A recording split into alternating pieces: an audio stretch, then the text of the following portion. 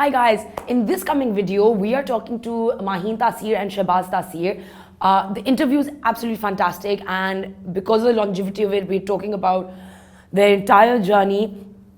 We've divided the interview up in two parts. This is part one of the interview, so stay tuned till the end, and part two will be out next week.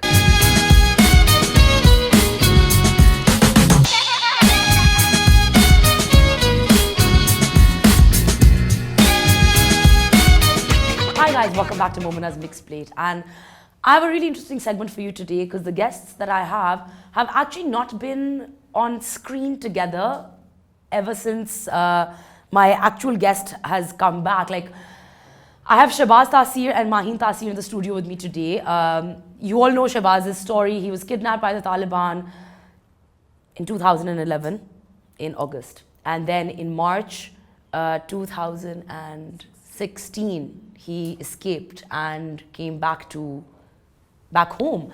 And it's surprising that the two of them have not been in an interview, whether on TV, whether anywhere, together. So I thought I'll bring them together. Like, we're going to have some interesting discussion about the last 3 years together and some time apart that they spent. Along with that, we're going to talk about their future. We have a really interesting compatibility test coming in. So Shahbaz is very humble. He's a very dear friend of mine. Ever since he came back, I got to know him, and I would like to introduce you to him.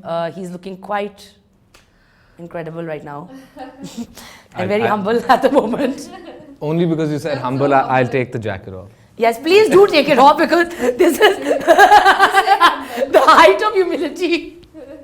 Hi Shabi, hi Maheen. Hi Momina, thanks for having us. Of course, thank you for coming and finally doing this. Yeah, of course, and we follow your channel, and it's great to be here. Amazing. So Shabi, What's up? what's up? I'm excited. 3 saal, yeah, just recently. Yeah. Recently, March 8th, so it's like literally been exactly 3 years. 3 years, yeah. It's been 3 years, yeah. Since it's the first time that you guys are on air together, I want to ask you, what was the greatest adjustment for both of you when Shahbaz escaped captivity? And I want to know both of your perspectives. Obviously, any marriage has a lot of adjustment issues, and after such a long gap, there were quite a few, but I guess you just take things day to day. That's the most you can do. Yeah. Whether it's from the small things to the big things, you kind of just have to go day to day, especially in a situation like this where we were married and then there was a 5-year gap. And so, yeah, every day is like a new day. And what was the greatest struggle for you? I think shaving every day. I think it's very underrated. As you know, if you've had a beard for 4.5 years, I think shaving every day is a huge adjustment. But besides that, I think I'm quite smooth with sort of fitting right back in. Right back in. Yeah, you were, and that's what I want to get to that. Yeah. Because even because the first time I met you properly was after you escaped and you came back. That's true. Yeah. You actually got to know him after he came back. I met him Absolutely. once or twice, but briefly by like hi, hello, and nothing beyond that. That I could not even, like, if you had asked me during the time that you were away that what you looked like or what you sounded like, you wouldn't have known. I would not have known. But now I've actually become, in the last few years, really good friends with you. Yeah. Very happy. I'm very happy about it. Okay, so your book is coming out. Yeah. What's the one thing that people don't know about it, like something that you can share about this book? Because there's so much speculation, there's so much, it's being so awaited. Yeah. Yeah, it's interesting, and I'm quite vocal about my experience, and I've given a few interviews, and I'm on social Twitter and quite open, very open, and talkative, and so it's a unique story. It's a story of survival, and I still think like something that I don't really speak about a lot is my kidnapper's mother-in-law, who protected me and took care of me. And so there's an emotional story inside that story as well, of sort of my incarceration and my solitary confinement and torture. And there's this sort of, like this underlayer, like the story of this wonderful woman who was the mother-in-law of a terrorist and the wife of a terrorist and, you know, the mother of a terrorist, but somehow found mercy in her heart for me and protected me. And so there's this emotional story which is, you know, running parallel to my family struggle, and it's it's quite emotional. So, you know, besides my own experience, there's, you know, there are other elements in the book, and there are a lot of characters and that I'm quite excited people will get to read about. And I know, I never knew us, even though we've like, you Yeah. know, like, we don't usually always talk about that because I just feel like, you know, like that's the time that I guess like it's very I tough. crack a joke or something. I know you'll crack a joke, and that in that moment, in that joke, there's so much depth to that joke that you just are, as a friend or as like somebody sitting there, you're taken aback that you're like, oh my God, this guy's history of what he's been through, it's there. Essentially what he's saying is a story within a story, the people that he met, how they kind of probably influenced what he was going through at the time, the children that he met. You know, there's so much more to it. It's about the human spirit, it's about survival, it's so much within one experience, and I think people can learn so much from it just reading it. By just reading it and like understanding what it is. I mean, I don't think I have that kind of metal in my personality, because I think if something like that happened to me, I think I'd be bitter for the rest of my life. Yeah. You don't know how to be able to find humor in it. It takes a lot. Yeah. No, I think it's just, you know, you'd be surprised at the strength of the human spirit. It's amazing what any human individual can do if they're determined and if they're committed. Like, my entire thing was I've never done anything to deserve this. Whatever it is, my experience keeps me very grounded, and it does allow me to be funny. It allows me to express myself in a funny way and, you know, laugh at it in a funny way, because I've learned a lot from it. And kind of just also maybe put it behind you also in the way of your humor, that yes, it's happened and now I'm in a better place. Yeah, let me take a positive outlook. And that's what I'm saying. That is what has inspired me about you. It's crazy to me to have such an amazingly positive outlook on something so dark, so miserable, so like, I mean, something that nobody can even imagine, like that somebody can go through something like that. A lot of people in the world, mine was without choice. I didn't have a choice. There are a lot of people that do this willingly, and a lot of the people that I look up to, like my father, like Nelson Mandela, like Dr. King, there's so many inspirational people throughout history. Experience. And that's something we've discussed. You've discussed this with me before also. And so one of the things that I used to think about, like I read it in, I was very young, and my father used to wake me up early morning and, you know, make me read the newspaper and read books so that certain lifestyle adjustments could be there. And I remember I was very young, and he gave me Nelson Mandela's book, and I still remember somewhere he said, you know, when he was leaving prison, he said, I have to leave all of this behind. That's something that you read as a kid. That stuck with you throughout, and like little did you know that that's something that you will need to like fall back upon and kind of... And realize it and actually have to go, you know, sometimes when you're inspired by people and their words and then you have to live it, then living something is a lot harder than... You know, so for me, every day is you know, it's a struggle. Every day is a struggle, only because I know what is the worst that can happen. You know what I mean? So I try to keep grounded and be myself. And when I'm with my friends, I'm more open and free and happier. And I know how to behave when I'm in my workspace. And the only place I need restrictions is Twitter, maybe. What was the toughest thing to deal with when you came back to I wouldn't say your old life, rather to a brand new life, is how I would put it. Second chance to life. Like it was almost, it was like it was a second chance to life. You know, I did want to jump on a bed, but like, you know, I couldn't initially sleep. It was very difficult to sleep on a bed. So I had to sleep on, I mean, it was painful, but like I slept on the bed because I was like, it can't be as painful as learning to sleep on the floor or, you know, on the ground. And it's, you know, there are these things, but, you know, when you get a second chance in life, it's unbelievable. Not a lot of people get a second chance. It's so unique. And I know I kind of have seen the miracles that have taken place for me to actually be alive today and have this second chance.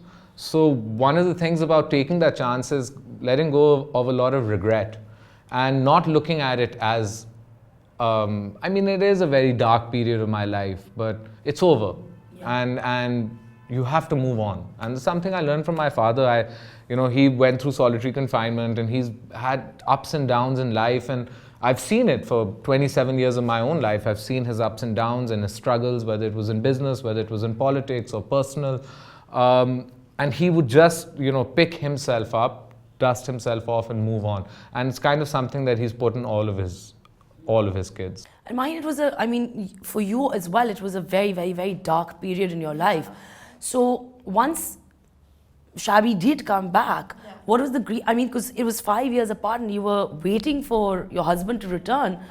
What was your greatest adjustment again at that time? Like in that moment to have, what in your mind, what had you expected, what would happen when he comes back, and what was the reality of it? Obviously, I didn't know what to expect. I don't know how he would be, who he would be. Would he have changed a lot in 5 years? And I think I was pleasantly surprised because he hadn't changed. And like I said, it was like the same person's back. And I think that is what helped everybody else around him also to kind of move on from what happened, because seeing him being who he was and, kind of made it almost easy for everybody else to be able to see him and be like, he's completely okay. And everybody was very surprised by that, but he really was. Yeah, and to heal also. And for to you heal, guys, yeah. It was a healing process for the entire family, obviously for all your close friends as well, for your immediate friends who've obviously grown up with you since you were kids. So Maheen, this one is for you. And actually, even for you, I would like to hear what your thoughts were. So while Shabby was away, you actually came out with a tribute collection. I did. To him, and it was your first collection. It was my first and you've been collection. waiting for him to come back to kind of, what motivated you? It was, I think, 3 years in, and I was in such a dark place, and I needed something positive to keep me going. And clothes has always been such a passion of mine. I was actually going to start doing it before he got kidnapped, and then he got kidnapped, and it kind of just fizzled out. And I was like, this makes the most sense for me, and it really did, because it pushed me, it got the creative side out of me. And so when I did my first collection, I did dedicate it to him, and it was really exciting and it was really emotional. I remember a lot of people were just in tears at that time. And I think it had a French name as well. I saw it. Valiant. My kidnappers used to bring me these guys' Twitter, sometimes hers, sometimes my mother's, and so I saw the dedication. There was some French name, Valiant, it means like bravery. And what did you go through when you saw that? I was happy. The thing is that I think, I'd been getting Twitter access for a year, but one of the things that I knew was that obviously my family is pretty down, and I'd only see please pray for Shahbaz, and I actually see thousands and thousands and thousands of people saying that, And so it was really encouraging, and it was just good to see that they were okay, because so something else that a lot of people don't know is that I think 6 months into my kidnapping, these guys made me call my family because they said they were going to kill me in the morning, and if they didn't agree to a ransom and the prisoner exchange. And so I actually said my goodbyes, and just kind of put a stone on my heart that, this is it. You kind of have to accept it. And then to not die and to wake up the next morning and to realize that this is just some vicious cycle of, mental mind games and stuff and tortures that's going to go on forever. But the one thing that I was very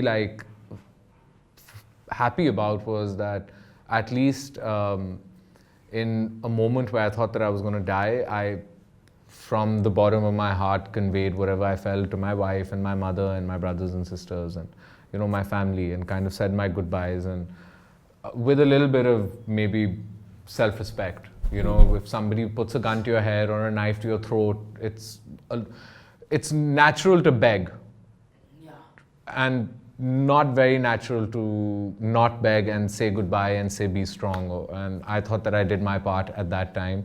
So it was good so many years later to see that they were moving and on, and that, because I know depression and it's like a hole, it kind of sucks you in. And kind of not, I don't even know if you call it healing, but just kind of making peace with such a Well, you with need routine, right? But with I'm the hand just- you were dealt yeah. with, and kind of and I was proud of myself. Like I did it completely on my own, and it did really well. So Yeah, it's also mashallah. like that sense of accomplishment that you Yeah. could do something in such dark times, and like like we were talking about earlier, create something positive out of it. And so MGT was like a positive ray of light for me. And now, mashallah, the company's grown. You have so many mashallah, collections. so many collections. And I don't know if you guys know this, but Maheen is starting a salon. Yes, I am. I'm really, really excited because I feel like I like being I like doing styling. I like doing makeup. It's something that goes hand in hand. And I'm glad that there's another thing that I can do. I've always loved makeup. Yeah. And so I'm really happy that I'll be able to do that now and I'm put it excited all because together. Yeah. Your sisters, I mean, Yes, my sister's you guys also a have, makeup also, artist. like seen our masterclass with Leena Gali. I'm gonna link it up here so you guys can take a look at it. The ones who haven't, that's actually Maheen's elder sister. She's And amazing. So she's gonna be a partner with me in it, Yeah. and so we're both really excited to kind of go into this new venture. You have this beautiful daughter, Serena. We do. I know, mashallah. And she's gonna grow up who will have, and it's rare to actually, nobody has this, like who has a grandfather and a father who both heroes. No, You know? I'm not. They're both heroes. I mean, yeah, Shabi, I'm calling you a hero. We'll discuss this Then later, privately, yeah. privately. But what's the one thing that you would want her to grow up with? Because she will learn about everything that happened, and her history is going to be so different from, when she talks about her Abba and her Dada. I think she's going to take a lot of strength from it. She's already a child who has a mind of her own, and that's how I want her to be. I want her to be confident, strong. I want her to be independent. And she is my little miracle baby, mashallah. Mashallah, yeah. What's the one thing that you would want her to take away? Like, like when she grows up and she looks back and like learns about her grandfather and her father and all of this. I really believe that. I believe that if you will for something, you can put it into shape. Yes. And for you, Shabi? Yeah, I mean, look, with me, because I actually went through the timeline, I don't remember a lot of heroics. I just remember a lot of, having to deal with things and the hard things. All I can say is I hope that she learns from her grandfather, because he did a lot of things willingly, and having other options and having other ways. And sometimes he did things when he didn't need to either. And that's what I always found amazing about him. So more than me, I mean, with me, whatever it is, I have this story and I have this thing that happened to me. And I hope she learns that, your spirit is amazing. In your entire journey, your father-in-law had a massive role to play. I remember they used to talk to him. They were very rude to him. They used to mock him. He's much older. He's a more timid. He's a different type of person. And I always thought that maybe the way that they're speaking to him, and it was very derogatory. And if he kind of in any way corrected them or said, I'm older, why don't you calm down and not scream or something, then they would beat me up or torture me and send him a video. So he was always at a lost type of situation. Some of his biggest fears was because she used to make me a lot of these vlogs, and her father used to write these notes and stuff. And I know one of his fears was that maybe I would hate him because of all the things that have happened to me. But he didn't realize that like the entire time there were long periods, 6-7 months at a time, when I had no contact with anyone. And the last person I'd spoken to was my father-in-law, and literally like what he would say was that I will find you wherever you are. And I was lost and I couldn't, it was very difficult to find. And I get a little emotional, but the truth is that I'd been in drone strikes, I'd been through war, and I remember when I had just escaped like the 7-day war, and I'd called him and said, they'd asked, there was a script of how I have to speak to my mother and Maheen and my father-in-law. It was very rude and abusive, and I would be very upset, and I would spend days thinking that maybe, it's for people, it's better to just say, why do we even need to deal with this, forget him, he's crazy, he's probably, pagal ho gaya. And yet they keep taking my calls and they keep telling me we won't give up. And I told him that, this war is starting, this Zarb-e-Azab is starting, and get me out of here, get me out of here. And he's like, he literally said something like, just stay alive, I'm getting you out. And he tried everything. And then the funny thing is like how it ended is, when I finally ran away, and it was a long journey back to Pakistan, because I was coming from Afghanistan, and I was disguised and hiding with like 9 Taliban, and they thought that I was a Taliban. And I got to Kuchlak, and I called my father-in-law, and and we coordinated my pickup, and I didn't know kya hoega. And then I was in a raid, and the army raided the hotel, Salim Hotel, Kuchlak, and what a shout out! Yeah. Then they rescued me, and when I got on the phone with him, he was one of the first people I spoke to, and I just apologized. I was like, for all of the times that I was over there that I spoke to you, I was literally reading a script. And I didn't have choices, I was always threatened by, when they realized that the threats would physically harming me and threatening me wouldn't work anymore, then they'd start targeting my family and things like that. So it was just, but yeah, he was amazing because he never gave up, and I think my mother and him and Maheen and my family. But it all worked out in the end, and it was amazing because he never gave up. He never gave up, and he was such a strong supporter. He's like a pillar that just kept everybody together. He knew what to do, when to do it. Anytime I was down, I would look at him, and he would just be this guiding light. Like he's a guardian angel, mashallah. I'm really, really blessed. What is it? Turn it around, guys. Shoes. Sneakers. Not bad. Oh, not bad. Pretty good. Pretty good. Yeah. Awesome.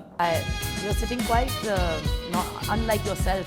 I'm quite formal. I'm trying to be articulate and normal, and I'll see how the course of this interview goes. Because I feel embarrassed with my leopard skin jacket. You should be. Just a tad bit. Just a little. Just a little.